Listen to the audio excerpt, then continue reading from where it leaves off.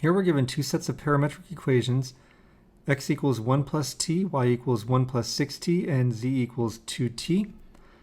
And the second set is x equals 1 plus 2s, y equals 5 plus 15s, and z equals negative 2 plus 6s.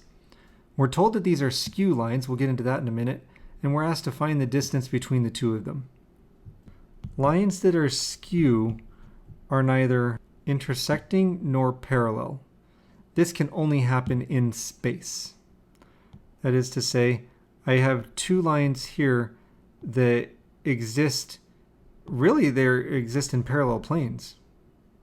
And that's actually how we're going to approach this. So let's say the first line is L1, and here's a representation of L1, and then L2 is the second line. Here's a representation of L2. And L1 is on a plane that we'll call P1, and L2 is on a plane that we'll call P2. The two planes are parallel to each other, therefore the two lines will never intersect, but the two lines don't have to be parallel because they're in space. Now I want to talk about these equations a little bit.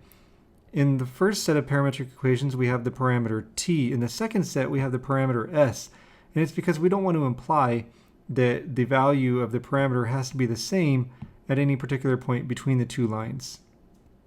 We know that these are not parallel lines because the direction vector for L1 is 1, 6, 2, and the direction vector for L2 is 2, 15, 6. One is not a scalar multiple of the other one. If we didn't know that they were skew and we needed to know whether they intersect or not, then we would set x components equal to each other, y components equal to each other, and z components equal to each other, and see if there are values of s and t that make all three coordinates simultaneously equal to each other. Well, that aside, we have a formula for the distance between a point and a plane.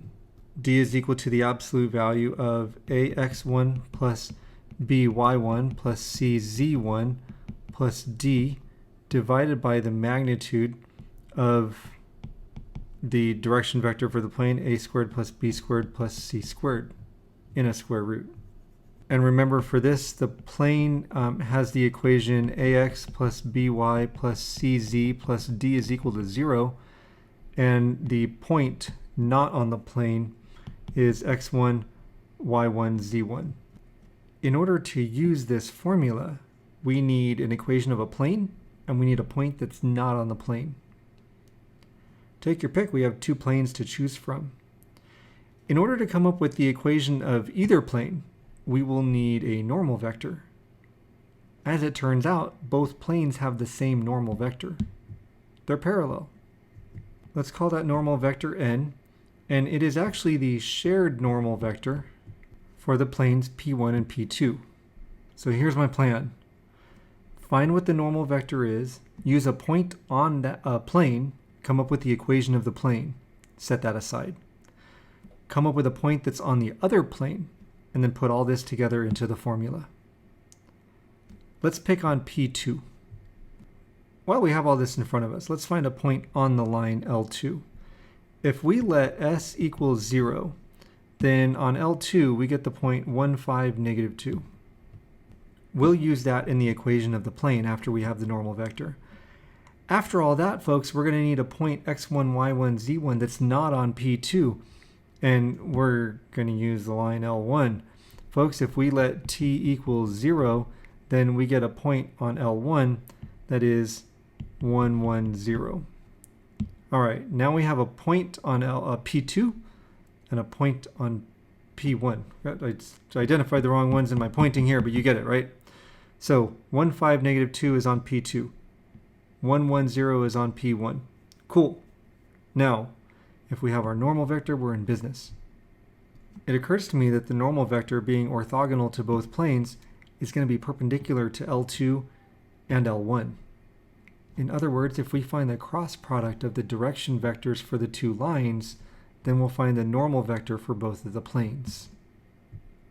So we're going to cross 1, 6, 2 with 2, 15, 6 to get our normal vector n.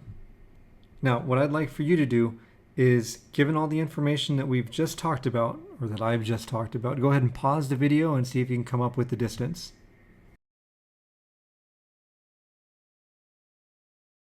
For our cross product, we get 6, -2, 3. P2 will then have an equation 6 times the quantity of x minus 1 minus 2 times the quantity of y minus 5 plus 3 times the quantity of z plus 2 equals 0.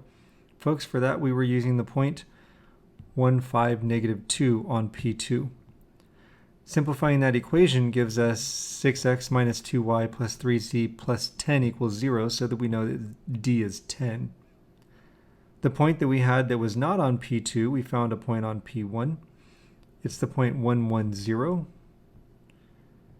And so putting that into our formula, we have 6 times 1 minus 2 times 1 plus 3 times 0 plus 10 in absolute value, all divided by the square root of 6 squared plus -2 squared plus 3 squared. And that simplifies to 14 over 7, and so d is equal to 2.